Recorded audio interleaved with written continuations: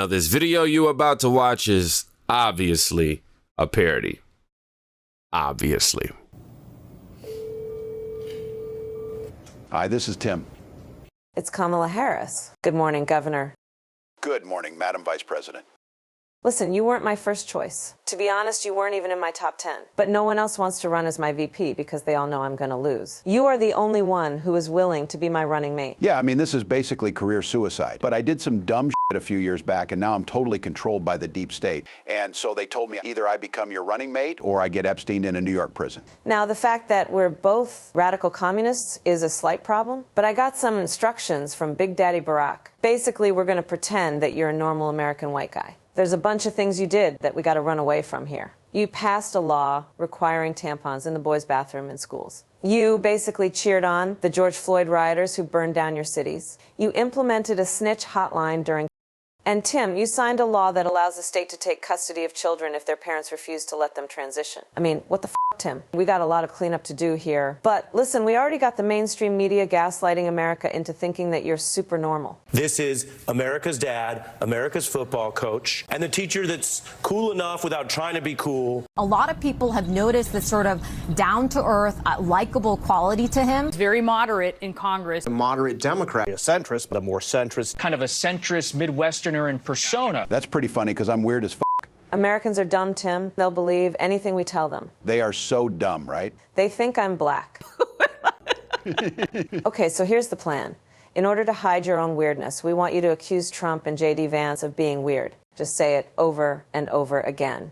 Weird, weird, weird, weird, weird. And then they start being weird. They're weird, weird, weird, weird, weird. Donald Trump's weirdness. Very weird, weird. It's just too weird. It's weird, weird. Okay, so how far left are we admitting to being here? Like, are we openly woke? We have to stay woke. Like, everybody needs to be woke. And you can talk about if you're the wokest or woker, but just stay more woke than less woke. Yeah. No, we're flip-flopping on everything right now. We want to keep the voters confused. You know when your GPS suddenly starts rerouting inexplicably and you have no idea where you're going and you're afraid your GPS might just drive you off a cliff? We're exactly like that. What do we say if reporters ask us about policy stuff? Oh, we're not taking questions from reporters, Tim. We're not prepared for that. But if you do find yourself in a tricky spot with a reporter, just cackle. Cackle. Yeah, cackle. You're considered the most liberal United States senator. Somebody said that, and it actually was Mike Pence on the debate stage, but... Yeah. And is that a socialist or progressive perspective? No. Like, what do you want to know? Wow, that's horrifying. Exactly. It's horrifying, but distracting. Okay, so Tim, tell me, your radical left political views, are those real? Oh, no, of course not. No, honestly, I will have whatever political views you pay me to have. I love it, Tim. You're like the white male version of me. You're right. No one voted for me either. Hey, Kamala, let's see what can be unburdened by what has been. All right, buddy. I'll see you soon. Take care. Bye. Hey, you ever notice that Harris Walz sounds like Harry? Again, gotta give a huge shout out to Reagan, Mr. Reagan USA on Twitter, man, for these hilarious parodies, which seems awfully close to the truth, if you ask me. In at home, Kamala Harris, Tim Walz.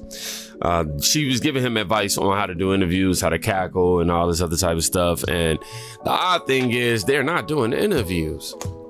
Everything has to be scripted with these people. Everything.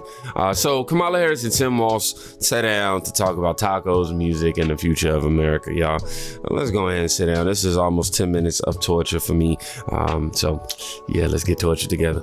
I'm in America. We're a touchdown down. And I kind of like the idea of being a little bit behind. Well, I'm looking at Coach Walz right now. I'm looking at Coach Walz.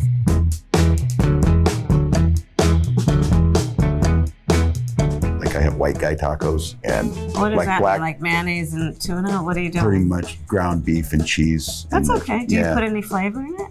No. Oh. Here's the deal.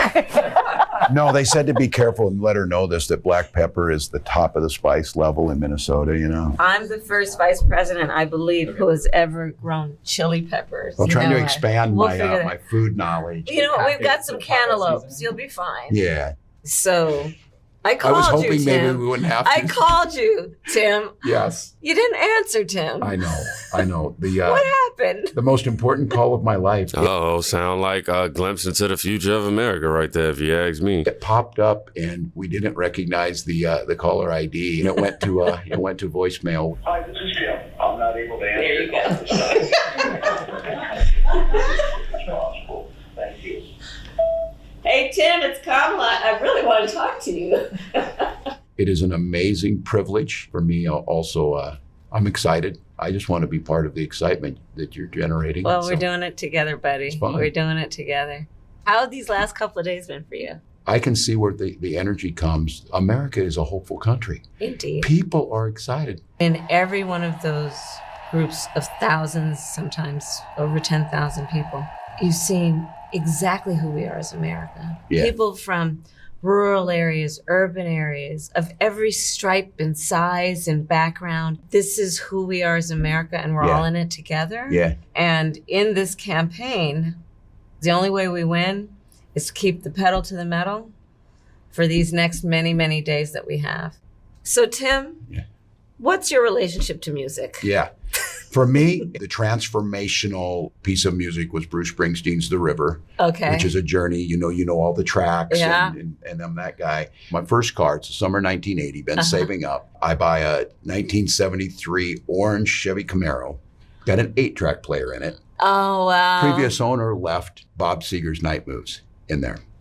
I listened to it, and it's kind of the soundtrack of my life of Detroit's own Bob Seger. But what's really great about this is I have a 79 International as my car. It's got an 8-track player in it. I have the very 8-track to this day. You're kidding me. No, but how about you? I grew up, so all these albums here, Aretha, my mother had every Aretha album, and like our Christmas gift to my mother, her birthday gift was always like, what's the latest? Now, I can't say that that's false or anything like that.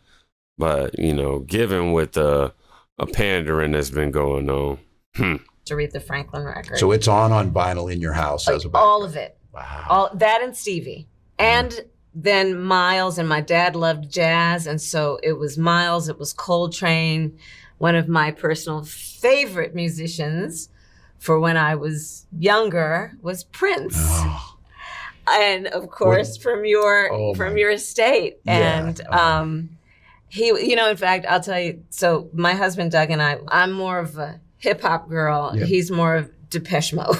Oh yeah. Oh, but at the same time. I'm sure you and he like of course. The same music. Of course. But Prince, in the Venn diagram of things, Prince, he and I love the same, because talk about how Prince was with that guitar, man. I almost know by heart every one of those songs. I feel like a trip to Paisley Park is going to happen here if the staff it's on my bucket list, I'll tell you that. Tell me about your dad and his influence on you. Yeah. He served our country. You have served for our country for so many years. Yeah. I was 19. My little brother, I think, was eight or nine. When he passed, he was a chain smoker, just addicted. They got it, but Korean War era, and that generation of men, pretty stoic. After he died, my mom was a stay-at-home mom. She became our rock, and now she had to go out and get work because the medical bills broke her, and Social Security and Social Security survivor benefits. We're fine pulling ourselves up by our bootstraps. We had no boots. That's the boots. And it's survival, we paid literally. It back. It is survival. We all paid it back. So programs that are just fundamental to keeping people from dropping into poverty, but to live with dignity. You keep talking about that. We got to help people get through a hard time. We can't have a country and policies that let people fall through the cracks. Yeah. I love what you have done with your life. You were What? You can't do what? Kamala or Kamala or Scamala? You can't do what? Like, you realize that you have the power to change everything that's happening right now, right? Like, that power is something that you actually possess. How could she forget? I remember. You remember America? We remember. How is she the only one in America that does it? I just want to sit here and campaign like she really don't have... Bro, America, y'all watching this yourself. Coaching a high school football team that was winless. Yes. And you came in, and so they were clearly the underdogs. And what happened? Yeah, it's a team. And I had great coaches with me, and we were friends, and we buckled down. And look, I was a fairly big school, but nobody wanted to play because they hadn't won. And this group of coaches said, first and foremost, we gotta build the team. We got to go out and find people. So we invited them in. And I'll be honest, the first year, we did not score a touchdown until the last game of the year. We got shut out in every game. My high score until the final game was my defensive tackle because we got a safety in one game. 2 years later, those kids won a state championship. That school has won several more since then after we left. You build culture. You build winning. Right. People want to be a part of it. And that's the excitement. That's the excitement of what it can be. That's how I feel about our campaign. Yeah. Our campaign is the underdog campaign. Oh, yeah. And with our joy, we also have to understand that we're still up against some forces. Yes.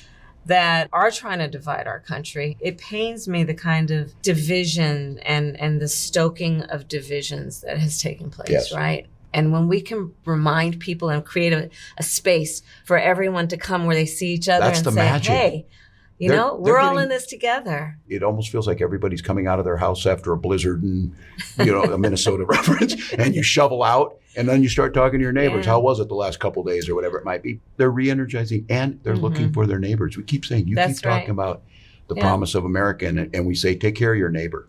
In the face of... You know what's crazy? They keep continuing to put out this, the Republicans or conservatives are the divisive and the forces that be obviously being Trump.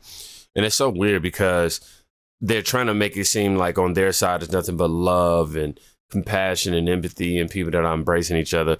But it's literally the exact opposite. When you watch Trump rallies, he's bringing in tens of thousands of people of all backgrounds. You got Latinos for Trump. You have Asians for Trump. You have blacks for Trump. You have so many different cultures and ethnic backgrounds for Trump. And that's why I'm looking at these clips, these B-roll clips, and I'm noticing that they're putting emphasis on black people and black da-da-da-da. I don't think Trump has to even do that, man. But the length that they're willing to go through to sit here and try to make it seem like he's being divisive. I remember getting my haircut the other day, and my barber, who I'm not going to switch, I don't care if he's liberal or not, y'all, I'm just not going to do it. He mentioned how he disliked Trump's, how he doesn't stop his people or his MAGA supporters from doing racist things or spreading the hate. And I'm going, bro, what are you watching? I'm not saying what you're saying is wrong. I believe it to be wrong from my experience and from what I'm seeing. But can you provide me with some context or something? Oh, well, nah. Can you tell me something he said or he didn't do? Oh, well, nah. And I'm like, dude, like, how can you think this and you can't even give me a reason? But we're the ones being divisive. Odd. Of a stranger, when you're looking in the face of a stranger, you should see a neighbor, right? Yeah. I'm about crying on this when you talk about, look, a girl from Oakland, California, and a guy from out in Nebraska on there. And the number of people I watch just kind of nod and break into a smile, this exploiting the differences, it can't last. I talk about it being halftime in America. We're a touchdown down because a lot of folks, it's easier to tear things down. It's easier to divide than it is to build. But like you did in your city with the BLM riots. You start that momentum. Once we come out and where we're at right now, people want to be part of something that's winning. They want to be part of something that's good, and they want to be part of something that everybody can be a part of. And I kind of like the idea of being a little bit behind. Well, I'm looking at Coach Walz right now. I'm looking at Coach Walz. Did you always know you wanted to be an attorney? My parents met when they were active in the civil rights movement. I grew up around a bunch of people that were, marching and shouting for justice. And some of the heroes of that movement were the lawyers, Thurgood Marshall, right? They understood how to translate the passion from the streets to the courtrooms of our country. And they believed in the Constitution of the United States and the principles upon which it was founded. And that's where they then, in the courts of America, reminded us of the promise, right? And the ideals of our country, including equality, freedom, right? That's why I went to law school. But the other reason is when I was in I wonder how long it took for them to write that one. High school, my best friend, I learned, was being molested by her stepfather. And when I realized what was happening, I told her, you have to come live with us. I called my mom. You know, I have to tell you, Tim, it was the first time that I realized how not everyone can take their safety for granted. Yeah. Yes, no, that's definitely a shame. And that father, sick, man. And what we should all feel is a sense of responsibility to protect people from harm. Yeah. So that's why I decided I want to be a prosecutor. Wow. And as a prosecutor, I prosecuted homicide cases. I prosecuted a number of different types of cases, but I specialized in child sexual assault cases. And one of the things I did was create a whole unit dedicated to focusing on children who are being abused and to ensure that they have dignity in the process and justice. There's so much work that we still have to do to make sure that children have a voice. For me, that's kind of with me. Get in as a teacher. Yeah. It's about the kids and wherever you teach. Right. Once I had my own children, it became so clear to me, and I think it made me a really good teacher. Yeah. That child who came through the door was somebody's most special thing in their life. Absolutely. Thinking of a parent dressing their little one up and sending them off to school so proud of them, I wanted to come through that door and just lift them up, that sense of service. And it's it's great to be interesting, in two different Detroit. parts of the country, two different lived experiences, but all coming to that same goal of everybody getting a fair shot. Well, you know, I have to tell you, Tim, even though you and I grew up in different parts of the country, you remind me of the people I grew up with. Hardworking folks. But she will then say they not like us. Hold on, y'all. We got, I don't know, a big monster truck driving by right now. Anyhow, but she would say they not like us, or this would be a, wow, I can't believe I said that word. I gotta remember. Let me write this down. What about 16 minutes? But yeah, they will be called all of these fictional characters as a result if this was happening on the other side. Plain speaking. Yeah. People who know the difference between right and wrong. Yep. And care, love thy neighbor in the most authentic and true way. Yeah. Those are the folks I grew up with, and I know that's who you are. And I'm so glad we're doing this together. I'm proud to be with you. Yeah, I'm glad this is over. Whew! That was a hard 10 minutes of my life, y'all. I'm not gonna lie. You know, a couple stories in there that were definitely heartfelt and unfortunate. Outside of that, man, it was just a bunch of mumbo jumbo. And just to think, these are the people that's gonna be, this is the type of stuff that's gonna be occurring in the Situation Room while the country is just up in flames. And, oh my God, ouch. And on top of that, if you look at the comment section, I'm over here like, it's those bots. I ain't trying to be no hater, but I'm just saying, y'all know I like to go to the comments to tell y'all what the streets is saying, and I'm looking like, yeah, this is great watching all the way from Giant Africa, Nigeria. And that's the thing, everybody keeps saying where they're from, right? Then you got like other people translate. I gotta translate this. Yeah. I'm just saying, well, this is bad. And somebody even said, LOL, these bots channels commented, I've been on YouTube a decade, but today was the day they made their first comment, LOL. It's all an illusion because Tim and her are clowns. So yeah, they saying that even the comments are fake. The dialogue just seemed hella I don't know, bro. It just seemed too rehearsed. Nothing original with these people. And these are the people y'all want to run the country. Good luck.